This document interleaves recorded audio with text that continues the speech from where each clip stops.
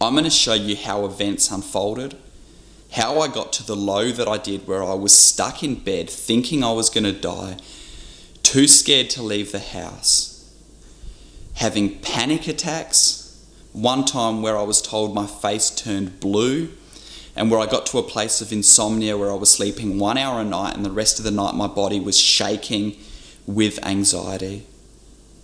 It's going to be hard for me to relive this, but I want to do this. I want to be real, I want to be vulnerable, I want to be transparent, I want to go into every detail because I know that it's going to help people out there. Have you ever had something happen to you that completely turned your life upside down? Or maybe you're going through something right now which is so overwhelmingly difficult and painful and you don't see a way out. Well, I pray, my hope is that this video, this testimony of what I went through during some of the lows of my chronic illness and loss, the most overwhelmingly difficult period of my entire life, can be a blessing and an encouragement to you, and also something that will really just help you to persevere and see light at the end of the tunnel, as well as God's grace in the midst of the circumstances you're going through. Reflecting back on my story, I'm reminded of the words of Jesus in John chapter 16, verse 33. I have said these things to you that you may have peace. In the world you will have tribulation, but take heart, I have overcome the world. At the start of 2015, I burnt out. I completely crashed, and I was later diagnosed with Lyme disease years later.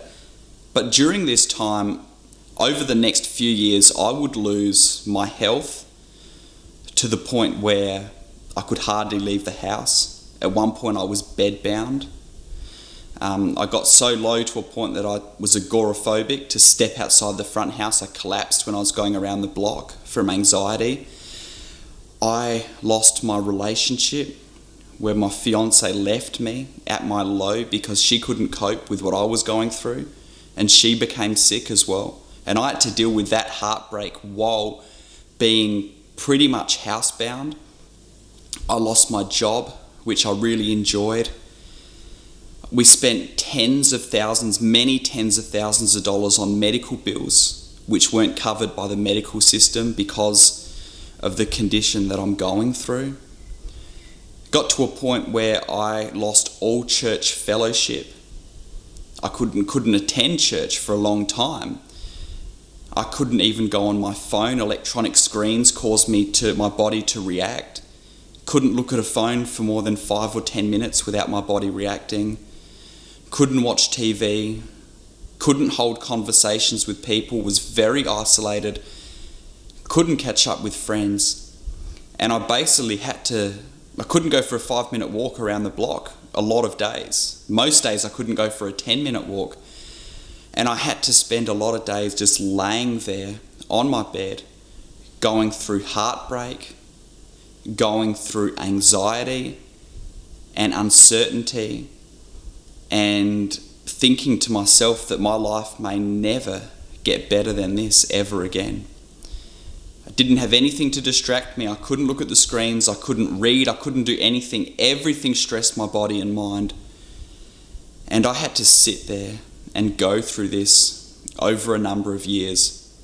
And I'm going to share with you some more about this in my story. I can look at this time and see God's surgical knife cutting me right open and removing so much of the disease that is myself from me, the self-life.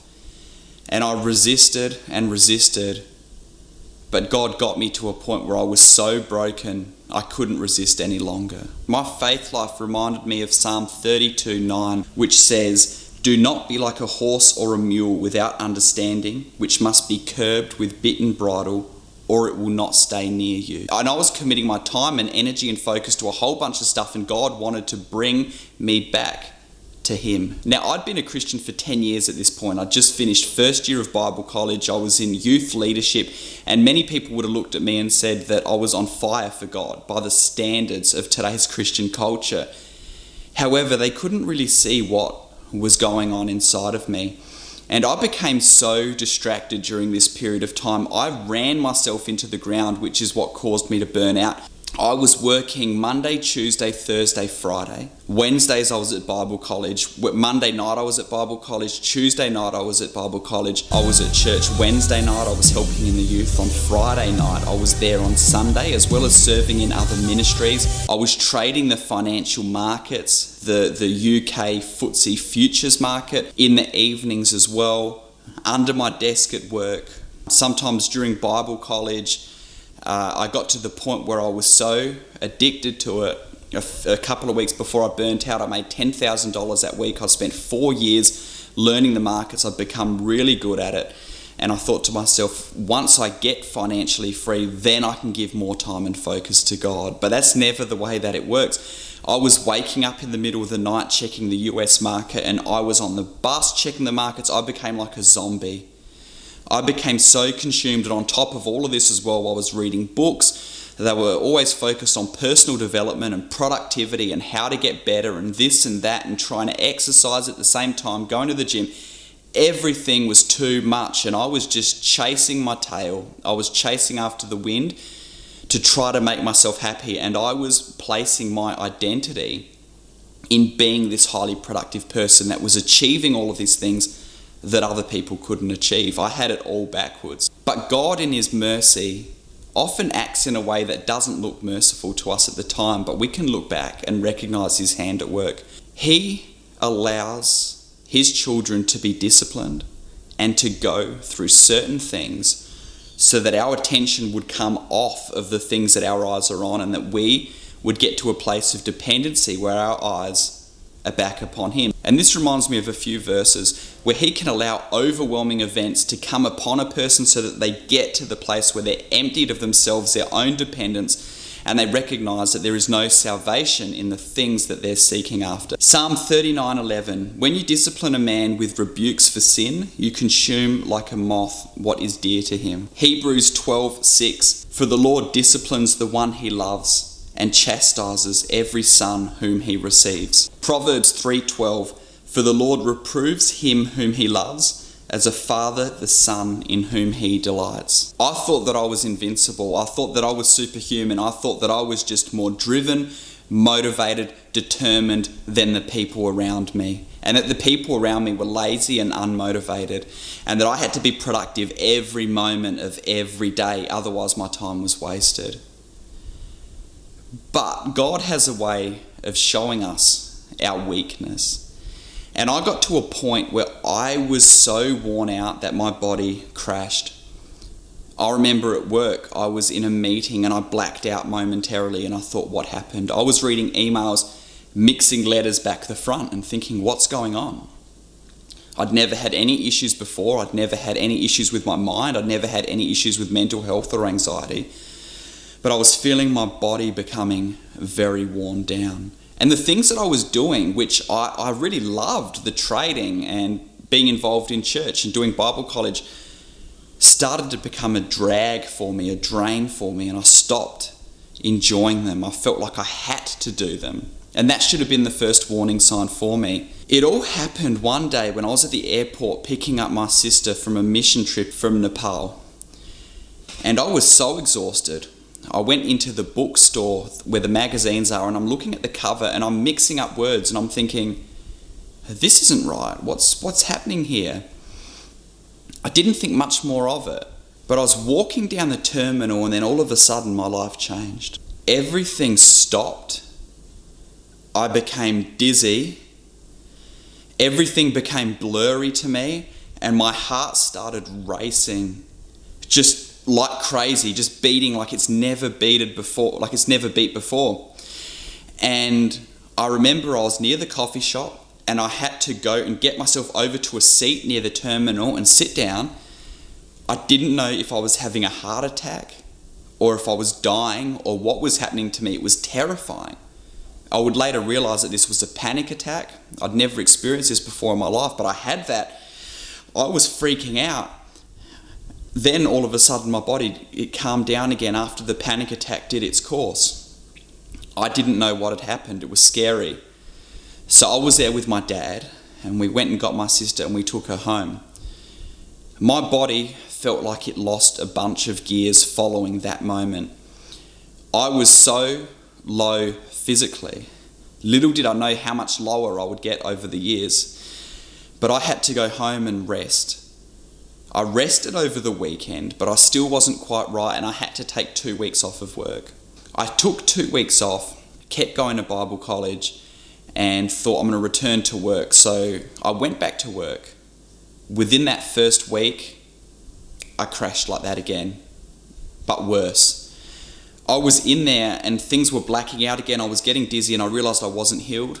I went to doctors who said that all I had was depression and anxiety. I went to psychologists that said that I was going through mental issues. But I knew that I wasn't going through anything mental. My body was doing something. I was at work and I was on the bus home and I had like electricity like going through my body. It was like anxiety just going through my body. I knew something was going on physically with me, but no one wanted to recognise it. I had to eventually come to a decision where I said I need to take 6 months off of work because I physically can't go on.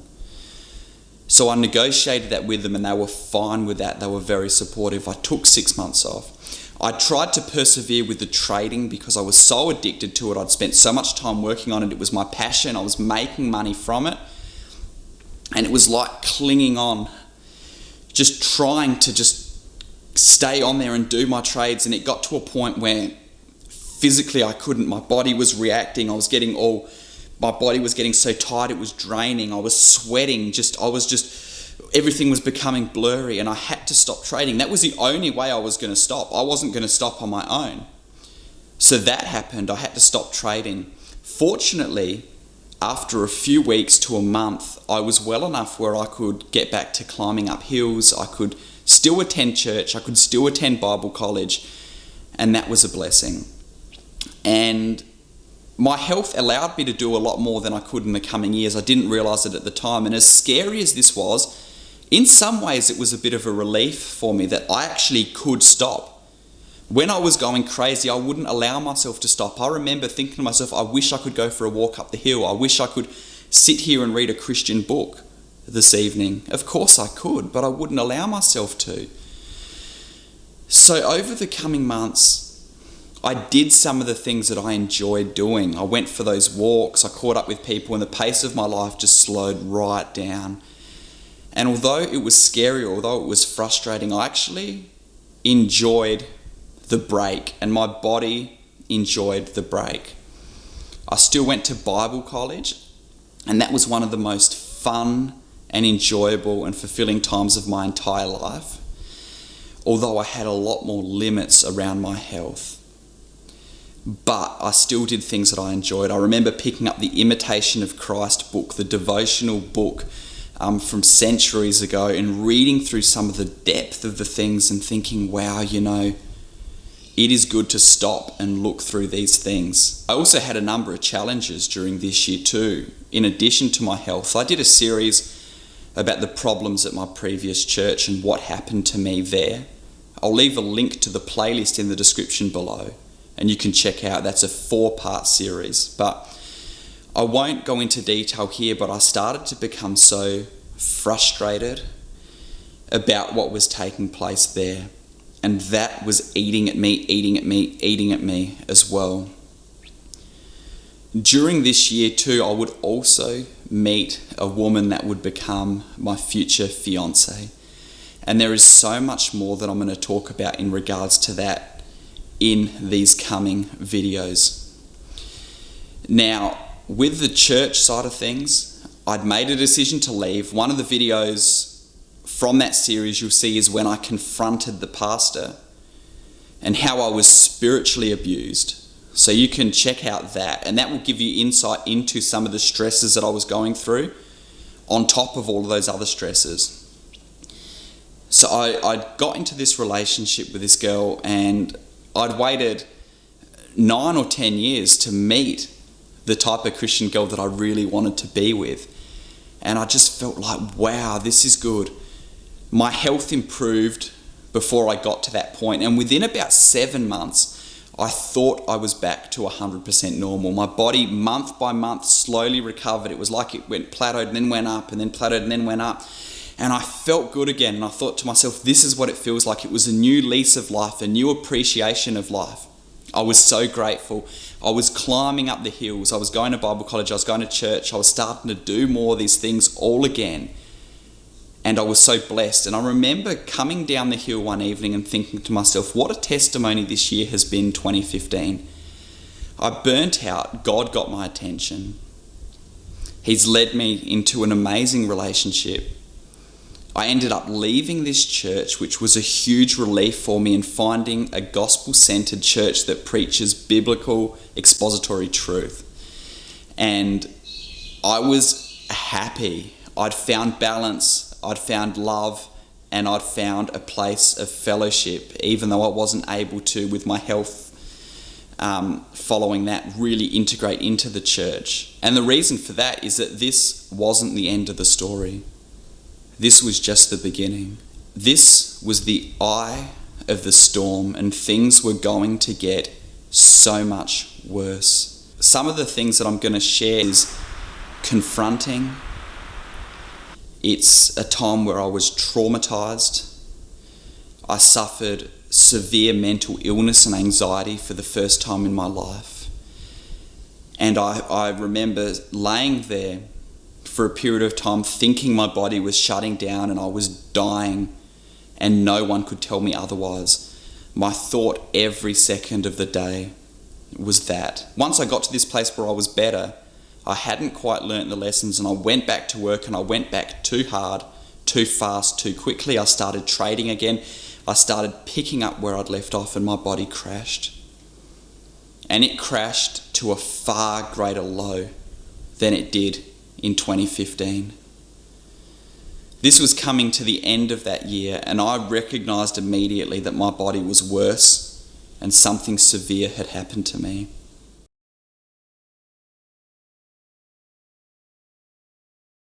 So at the end of 2015, I'd crashed out again, as I said, and I went to a low that I hadn't experienced during 2015. It was really frustrating. But I thought to myself, I just got to get back up, and I just got to do it all over again, and I'll recover, and then I'll learn my lessons, and I won't go so hard. I was fortunate that work allowed me to have the entire summer off, the Australian summer over here, from October to March. So I thought, okay, I'm going to take that time off, I'm just going to get myself better, and then I'm going to get back. And in the meantime, this wasn't too bad a period of time. I'd just gotten into a relationship. It was a fun new stage. We were building memories together. We were becoming closer. And she said to me, even if this takes a while, we're going to work through this together, which I found to be really encouraging. We were both just so in love, and we were so excited about the future despite the difficulties that were happening. Now, we'd moved over to this new church. I was so glad to be out of that old church, and we were in the new church, but I wasn't quite well enough to be able to integrate into the community, which was really frustrating because I had been very actively involved in the life of my previous church. But I thought, this is just a stage, I just got to get better. I'm going to build up. So it gets to around March 2016. I go back to work on a very limited amount of hours. So I went in Mondays, Tuesdays, with Wednesdays off, Thursdays and Fridays, but only 3 hours each morning, because that's all that I was able to do. And some of that I even did from home. I would get to about 3 hours of work, and literally that was the limit that I had. After that, I would start to get these weird symptoms that I struggle to describe to people. My body starts to get tense, I start to sweat.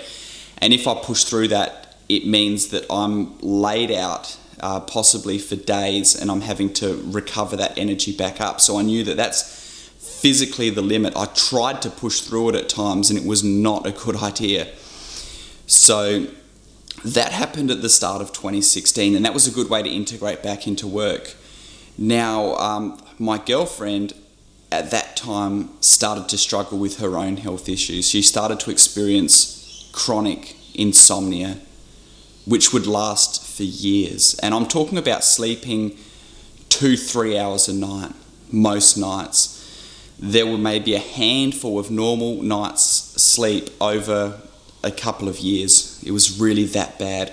And we couldn't work out why this was happening, whether it was the stresses she was going under with her own studies or whatever was happening, but she had to take the year off of study. And this made things incredibly difficult because all of a sudden, not only was I dealing with my own stresses, I was dealing with her stresses, and she had family issues and stuff that was going on too, and I was sort of there emotionally absorbing all of that. Meanwhile, I continued to work. We continued to just hang out and build up good memories and stuff like that, have fun, despite the difficulties we were going through. We both had a positive outlook. But then it got to a point a few months later when my body started feeling bad again. It started feeling like it wasn't right. And it was a day in August 2016. I got home.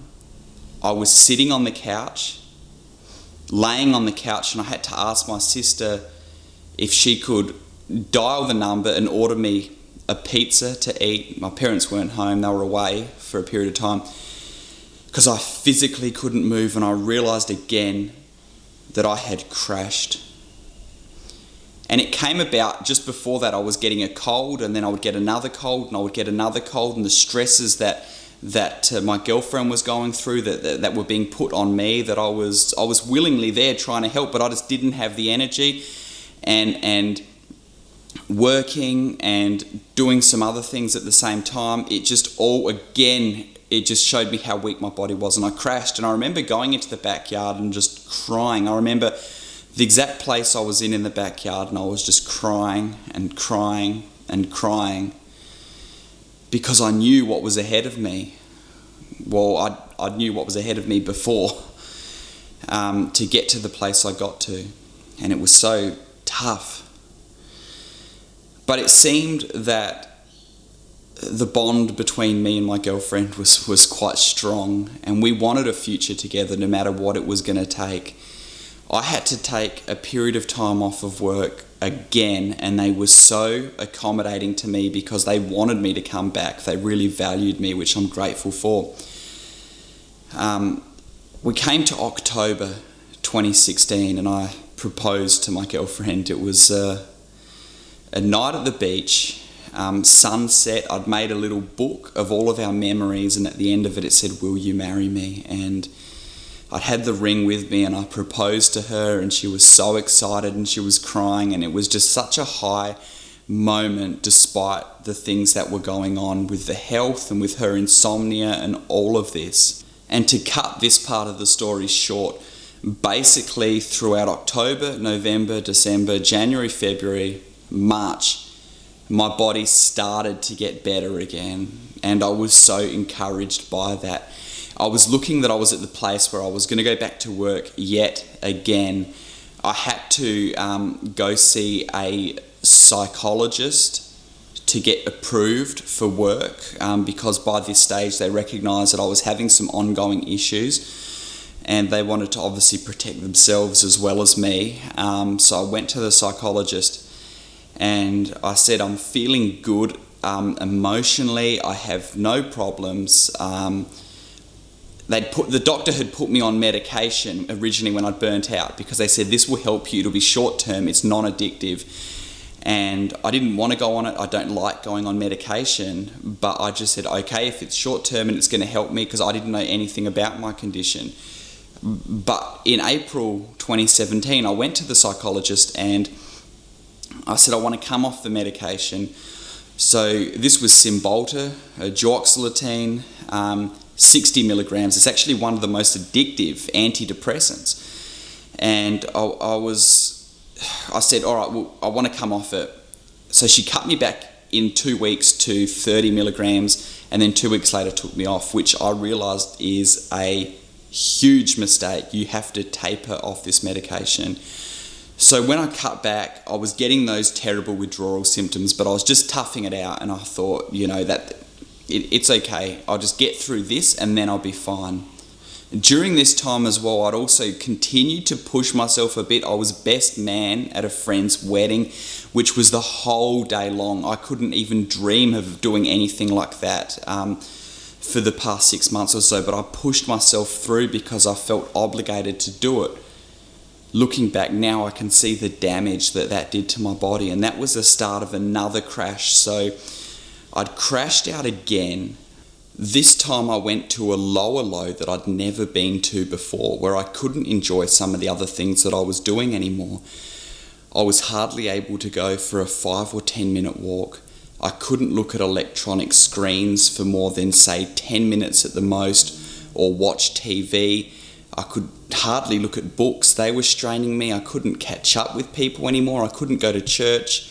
I became isolated, and I basically hit a low that I never imagined I would hit physically. My medication, I'd come off the medication altogether, and then I started to get what I later researched and realised was post-acute withdrawal symptoms.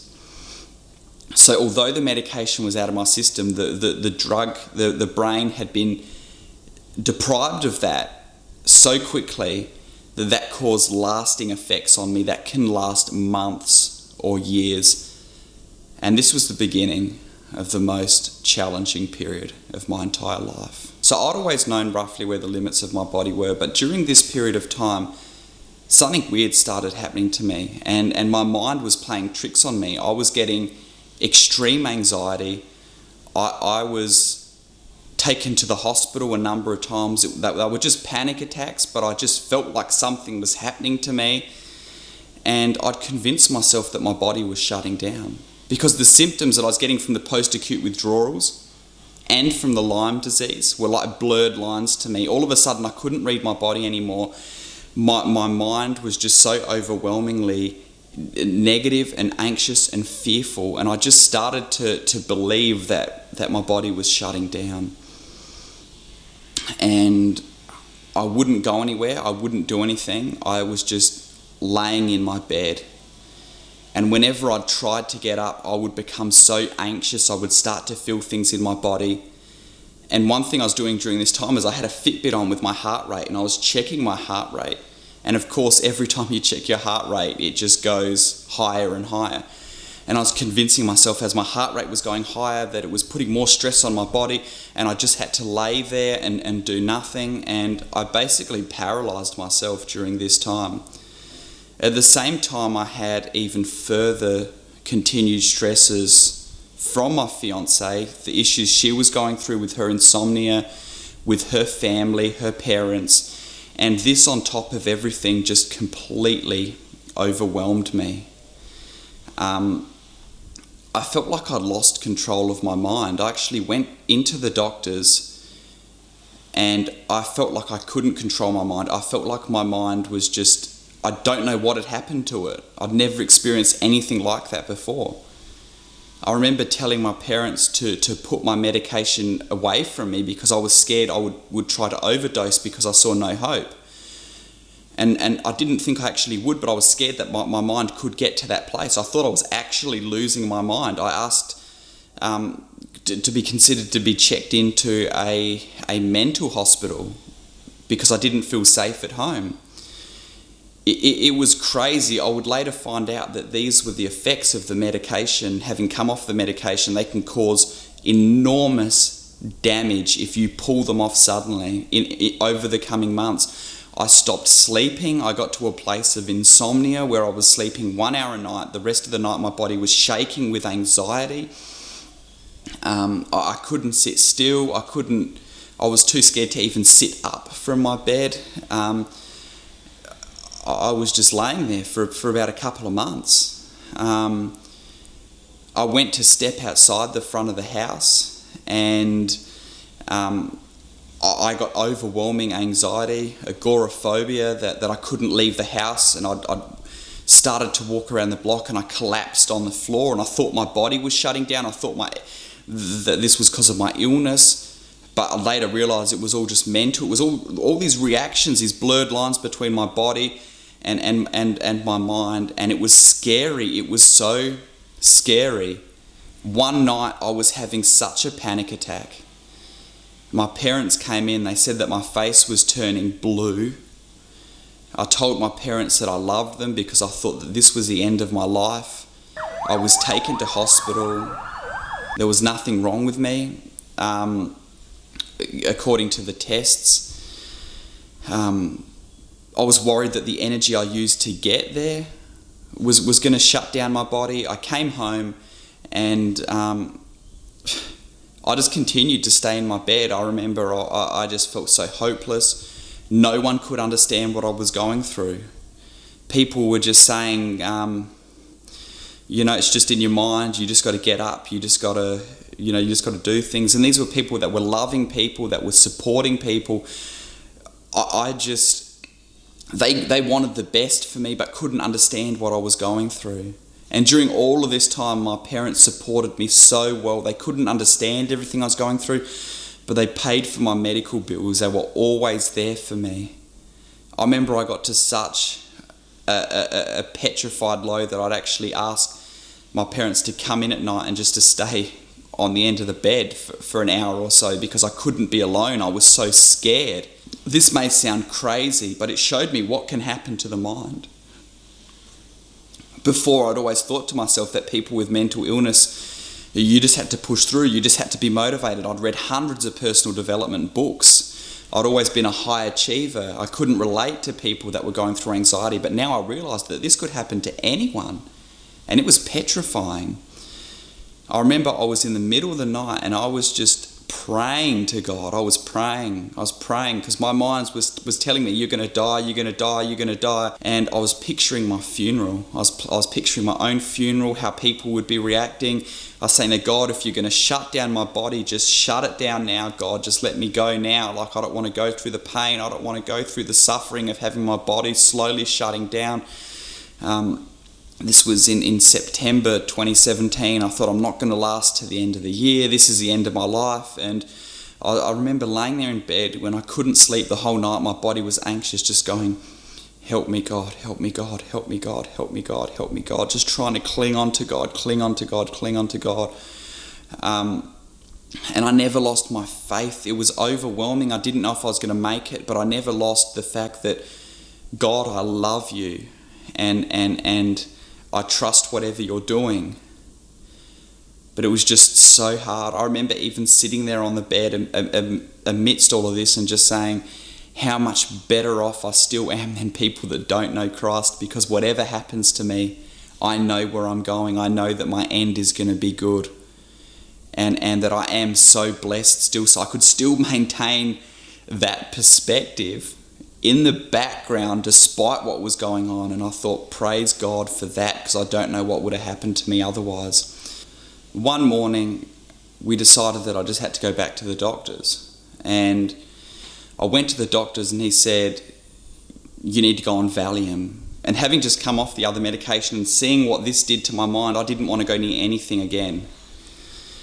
But I got to a point, I've recognised, well, either I'm stuck with this and I'm going to go through this mental overwhelm, darkness, hopelessness, or I'm going to die physically because my body's going to shut down, or I can try taking this Valium and just see if it has any impact. As soon as I took the first one, all of a sudden my mind calmed to a level that it hadn't calmed previously. In all of that mess, all of that darkness. And that was the first glimmer of hope that I thought, I can overcome this. This is something mental that's going on with me. It's not my body shutting down. So over the coming weeks, I went on 3 Valiums a day, 5 milligrams for 6 weeks. And I know how addictive it is. I was so scared of the addictive side of things and getting off of it. But I tapered off and I managed to get off. So it was from start to finish 6 weeks that I went on it and then came off it. And during this time, hope was restored to me that I could actually have a future. I could live beyond this, and I could have a future where I'm getting married, I'm having a family, I'm doing ministry work, all of these things. And I was just so grateful to God. Getting to a place where I literally thought I was dying and no one could convince me otherwise really brought me face to face with mortality. And facing that and coming through that, it gave me a new appreciation of life, of gratitude to God for every little thing that I had, and for this new, what it seemed like a second opportunity at life. During this period of time, a lot of damage was done in my relationship. However, I did the best that I could, but she was so overwhelmed with what I went through, and she said she's struggling in the relationship and she doesn't feel like she can be in a relationship. And that was just devastating, because I felt like I had overcome this huge hurdle, and then all of a sudden this was going on. And she just couldn't understand what I was going through. I don't blame her, but it put a lot of pressure on me. She was asking questions like, are you sure this isn't all mental?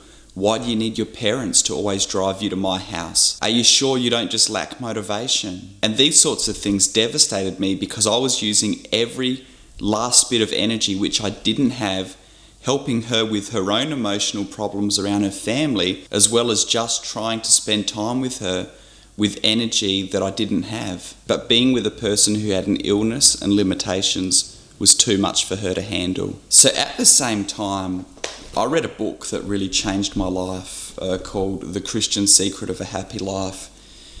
Now, I will recommend it with a caution, because Hannah Whittle-Smith was a universalist, which is a heretical doctrine. She was also a female preacher as well, which the Bible speaks against. So with a lot of caution, what I would say is that this book, during the end of 2017, was that powerful for me that it opened my eyes to how to actually take the theory of the things that I'd learned and put them into practice. And having overcome all that I overcame, reading this, getting into the Word, praying to God, having this new lease of life, all of a sudden my Christian walk became one of victory, joy, peace. This was a turning point in my entire Christian walk. So my eyes were taken off of all of those other things. I didn't want to do trading again. Investing I want to do, and I continue to do, but trading, no. Personal development books, I didn't want to touch another personal development book. I didn't need to, because it's all about the Bible. It's not about me. It's about Him. And I wanted to consecrate my life to God fully. And once I took my eyes off of these things and I recognised, you know what, I could have died, I could be dead right now, but I'm alive. I'm going to use my life for God's glory. And I stopped focusing on myself, and all of a sudden I could put these things into practice. I could have active faith. I could live in peace and joy despite what was going on around me. I felt like God pressed me to the maximum, allowed me to come out of it, and it strengthened my faith tremendously. So towards the end of 2017, I was crushed by what was happening in my relationship. And I came to a place where I said to her, I don't believe in taking a break. I said, you have to decide, either you love me and you want to be with me, or you don't, and I'll accept whatever you choose. She wasn't ready to let go of me. And she came back to me and she says, Matt, I want to be with you. I feel like this is an attack of the enemy. I do want to be with you and commit to you, despite all of these difficulties. And I felt so full of joy. Over 2018, I continued to struggle with my health again, but I continued to improve slightly. You can see a cycle that's going on here. Zooming through that period of time to the middle of 2018, I was hit again with another devastation when my fiance came to me and she said, Matt, I can't do this anymore. And she'd made up her mind that she was leaving, and I was devastated. I felt like the thing that I had to look forward to, we'd planned a wedding date, she'd bought the dress. I can't tell you the level of devastation and heartbreak that I felt. The tears that came, the overwhelming sadness and sorrow and loss. that came upon me during that time. The grief was immense. She told me just before she was leaving that she had a dream. She says, "Matt, about a year before I met you, I actually had a dream, and I didn't tell you because I know you're skeptical of dreams, but I was going into a hospital." She said, "This was the most lucid dream. I was like wide awake. I was going into the hospital and there was someone that was sick with an illness lying there in the hospital bed, and I was next to them, and I felt like I just had to be there praying for them and with them. And I was praying for them, I was praying for them, I was praying for them, and they didn't get better. And I got discouraged and I gave up. But then I felt God telling me that you need to persevere and continue to pray." And she said, "So I continued to pray, and I prayed in Jesus' name boldly, and he was raised up. He was raised to health. All spiritual oppression, all physical debilitation went away, sickness, and he went on to start up a great ministry, doing a great work for God." And she said, "I adored him and he adored me, and we ended up together." And she said to me, "Matt, the first time I saw you and looked into your eyes, that dream flashed into my mind, and I knew that that person was you." And I was skeptical. I was like, "Oh, like really? Like I don't, it could have been anyone." She's like, "Matt, I'm an artist. I know detail. Those were your exact eyes, and I recognized instantly that God was revealing that you were the person from that dream, and that you were going to have a big part in my life." And when she'd had this dream, she'd went and told people about it because it was so real. And seeing the events that had unfolded, I thought to myself, wow, God is trying to speak something here. I don't know why she told me that then. I don't know why. But I tried to convince her that if this was God speaking, she should listen. And she was thinking about it, but she ended up deciding to leave. And she'd got to a point 6 months before where really emotionally she'd shut off because she couldn't handle it anymore. It was a protective mechanism in her brain that just says, this is going to kill me as well, because she'd gone through 2.5 years of chronic insomnia. So she left and I was devastated, and I just held on to hope. I continued my recovery journey. I went to Sydney where I got diagnosed for the first time with Lyme disease. I got some treatment which really helped me, and I started to build up. I didn't contact her until a year later, and then I contacted her. We caught up for coffee, but she was so shut off at that point.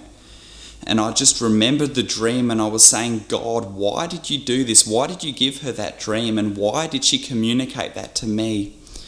And I just held on to hope, because she said in the dream it was her when she was almost 30, which was the time that it was coming up to. I just held on to hope and caught up with her again, and it just became a brick wall. And I held on to it for quite some time until she moved on and I had closure on it. But it was just so devastatingly hard. I mean, after she'd left and I was chronically ill still, laying in bed resting around the house. If I pushed myself too hard, it would take me literally days of having to rest up again to get better. Having to lay there without being able to go on my phone, screens, catch up with people, do things. Going through heartbreak as well as chronic illness. I cannot tell you the mental difficulty of that. But at that time, I drew closer to God more and more and more, and I began to open up His Word more. I began to go into some deep devotional books more. I was journaling.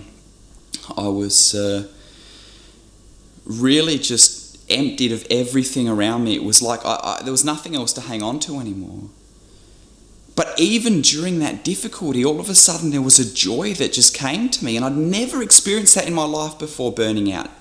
Never. A joy that was so strong despite the circumstances around me. And it was almost this balancing act of I had this tremendous sorrow and trauma and overwhelm, but this underlying joy that said that nothing can touch the deepest part within me. And whatever I do, I'm going to glorify God. So since then, I've continued to improve in my health to varying degrees. I started this channel in 2020. The first video I did took me literally 2 months to write up on my computer because I couldn't look at screens for more than 5 or 10 minutes. I recorded the video. I barely had enough energy to record the first video. I used every ounce of energy I had and I was exhausted and worn out. How from there I managed to do a video every week, I have no idea, but I'm so grateful. And I recognise that there are a lot of people out there that are suffering as well. And seeing how myself before I burnt out was striving after all of these things for happiness and fulfillment and identity, and then seeing when that was all taken away from me, how I found that in God. And the peace and the joy was so much stronger than I'd ever had, despite the difficulties that were going on and the overwhelm that was going on. I thought, I need to communicate this to people. I need to speak to people that are going through this suffering, that feel that they're alone, that are going through chronic illnesses, that are going through mental illnesses, or that are just unfulfilled in their Christian walk and chasing after the things that I was chasing after, and just showing them, know that as you find security in Christ, as you long after Him, all of those other things are added to you. And things became so clear to me. I couldn't believe how clear things became. And over time, the peace and the joy that is in me is just so strong. And what is amazing now is that I rarely have a bad hour, let alone a bad day. Like, God has given me such a different perspective having gone through all of that. And I glorify Him and I look back and I say, you know what, it's the best thing that could have happened for my faith. I did not want to go through that. But the place that He's brought me to now, I can live from a new perspective. I can minister from a new perspective. I feel joy. I feel so much more compassion towards people. I feel love towards people. It is so incredible, and I feel so blessed. I feel so blessed at the smallest things. Even if I've just got a nice meal in front of me, I feel so blessed to just be able to go up to the Oval and walk my dog. I feel blessed to be able to talk to people. I feel blessed to be able to go to church. I feel blessed to. You take 7 verses, right? Everything I have, I feel blessed. I'm just so grateful, and it really is like a new opportunity of life. It's like being born again. I was already born again, but I was born again. Well, not really, that doesn't make sense, but you know what I mean. It was like a type of new birth. Friends, I want to encourage you, if you're going through something that is so overwhelming, I hope that this testimony has given you some encouragement. I'm telling you that the reality of living from the place in Christ where you have freedom, you have joy, you have happiness, and you love Him, your first love is Him, and all of those other things are just cream on the top. They're just a bonus, a blessing from God. It's the one who blesses. The blessor is the one that is the true blessing.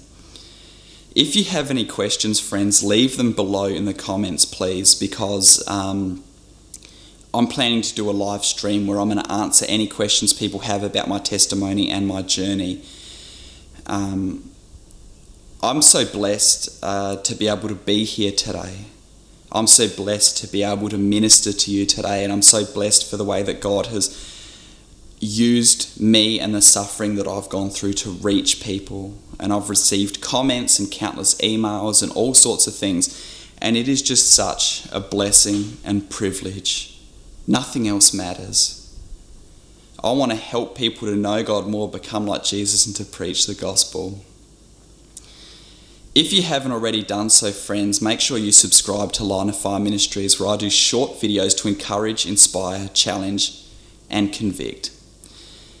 I share from the place that I've been through on the foundation of biblical truth to help people to live that higher life in Christ, the true life in Christ. And I have so many videos coming up that are going to be touching on that. I'm going to go into specific areas of anxiety and depression and people who are just struggling in their faith and feeling empty, and then just all other sorts of practical areas in the walk to show you some of the revelations that God has shown me. To actually be living from this place and teaching people how to live from this place is something that is so powerful. Because empty words aren't going to help you. I want to show you where I've been. I've been on both sides of things and living a life of freedom and joy. I tell you what, I feel amazing. I'm so blessed. I'm so happy. I love people. I forgive so easily because I know how much I'm forgiven. I don't hold anything against anyone. I just love people freely no matter who they are. I just love this life of faith. I love God. I love the Holy Spirit in me. It is such a work that He's done. And I'm going to share so much more about that. Also, friends, I have limitations still with my health and I'm continuing to get better, but I'm so encouraged with where I'm at. It takes so much time and effort for me to make these videos and to prepare these messages, to do comments, to email and all of that. If you feel led that you would like to support this ministry, there are options to do that financially. I'm going to put the links in the description below. There's Patreon, where you can support monthly for as little as $3 a month. And there's PayPal as well, where you're able to offer one-time donations. And I can't tell you how much that helps, because that frees up the time for me to be able to minister to people. I want to do more videos. I want to do more live streams. And if you believe in what is happening here at Line of Fire Ministries, then consider coming on board and partnering with me on Patreon or supporting the ministry through PayPal. And I can promise you that my heart and soul is going to go into this ministry. I am going to pray over this ministry, and that God, I believe, is going to move through His Spirit so powerfully. Thank you for watching this, brothers and sisters. I love you in Christ. Never give up hope and always look to Him. Remember, leave any questions you have below so that I can answer them in an upcoming live stream. God bless you, friends. If you feel led to donate to this ministry, there are links in the description below. Thank you for watching, and God bless you, friends.